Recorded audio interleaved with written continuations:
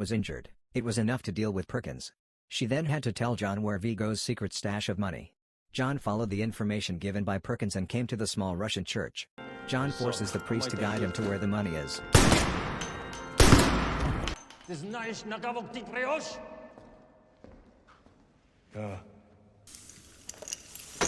He lights it all on fire. Vigo learns of the fire and comes to the church, thinking that John left. There are so many people around Vigo who are very skilled. John alone is not an opponent. Finally, Vigo's men find the right time to drive and knock to the ground. It seems that John is not old. The result of today's death is a foregone conclusion. After John was taught a lesson, Vigo left and let the two men suffocate. However, Marcus is watching from the next building, and he shoots one hitman in the head to let John take out the other. There must be a blessing when John counterattacked.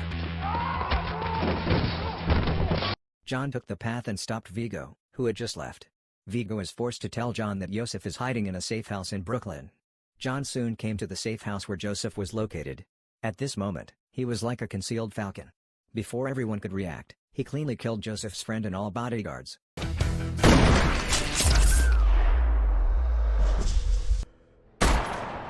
This time, Joseph again tries to run for it, but John catches him and finishes him off. On the other side, Vigo soon learned that his son was killed. At this time, his heart was burning. Since Vigo couldn't kill John, Vigo wants to kill the betrayer, Marcus. So he sent someone to capture Marcus and killed him. It was not enough for Vigo. Then he called John and told him. After killing Joseph, John intended to let Vigo live. Vigo has a way to heaven, but no, he wants to go to hell. John immediately turned the car and found Marcus's corpse lying alone on the ground. A call from the owner of the Continental Hotel. The phone tells John Vigo that he is about to leave by helicopter. This message expresses John's apology for the assassination of John at the hotel. John drove to find Vigo.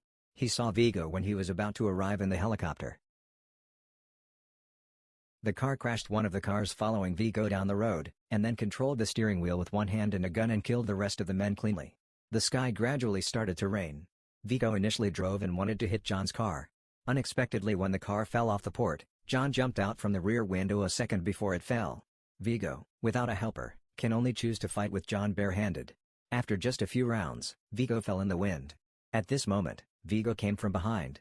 He took out a knife to find the right time and stabbed the knife into John's stomach. But John pushes the blade into himself before grabbing it and sticking it in Vigo's neck. John stood up and slowly left. John, who was seriously injured, came to a pet hospital. He found a disinfectant and heard a dog screaming at him. Finally, John took the dog. Brought home.